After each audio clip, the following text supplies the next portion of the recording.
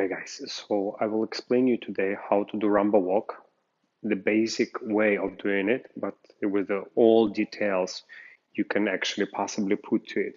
But remember, this is just a basic way of doing it. When we actually perform, we can take different parts of this Rumba walk and actually take it to next level, exaggerate a little bit, or actually do it a little bit smaller or bigger. We can play with that. But original Rumba walk, I will explain you right now. That's what the basic, that's what you have to really know. I will try to include all the possible details which I know into this walk. Okay, so number one, tummy in, chest up, straight your knees, two heels down. And try to now rotate your thighs. Rotate your thighs. Yeah, close and try to rotate your thighs. So this will be extremely important for us. So our Rumba walk, the first major action, this will be your thigh will be turning. Okay, put your weight to the left leg right now.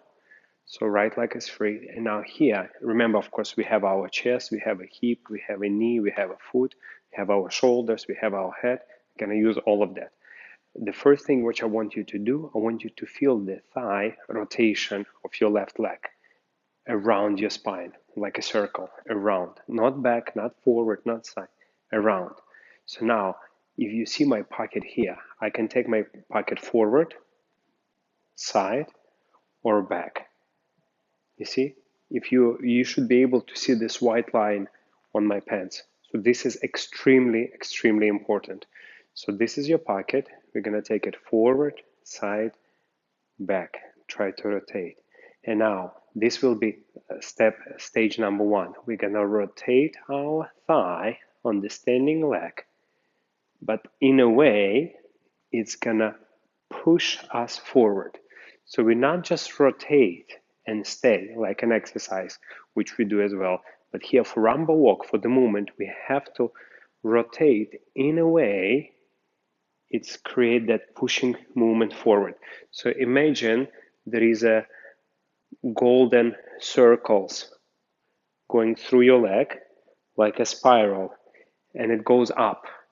And as you turn your leg, your thigh, it goes up, and then pushing you back here in your back and activate your chest. So you rotate to push your chest forward, your rib cage forward.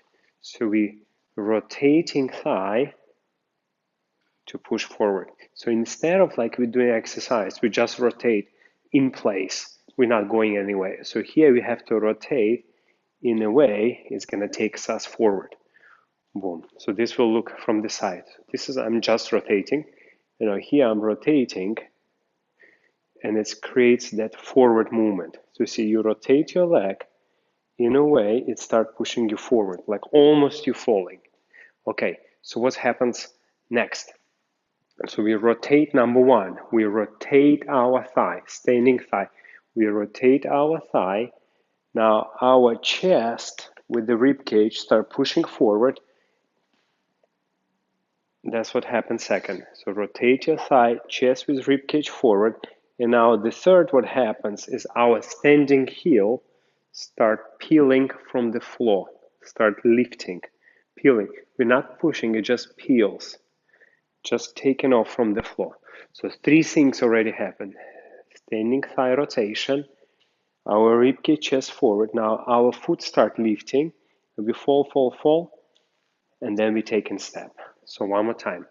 Rotating standing thigh in a way, it's pushing your rib cage and chest forward. So you see now we not just rotate, we also have this direction forward.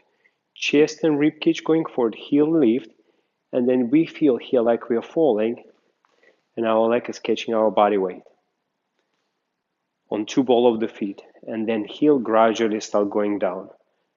Of course, we later can play with it, send the heel faster, or exaggerate your chest, or exaggerate that rotation, but this is the basic understanding how one movement become another, become next, and next, and next. So it's like a chain reaction happening in your body again. So you rotate your standing thigh in a way it's pushing your chest forward. So you rotate, pushing you forward, heel goes up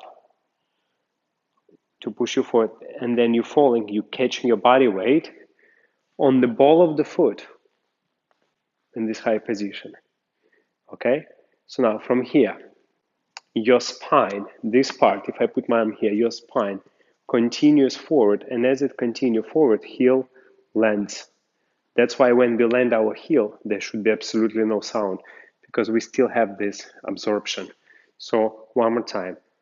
Number 1, rotate your thigh. Number 2, chest rib cage forward. Number 3, heel up. Number 4, ball of the foot catching your weight in this high position.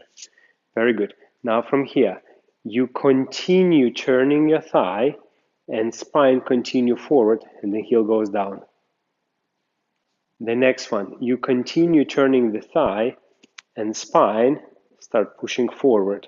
And same time as the spine moving, pushing forward, the pendulum is changing till here.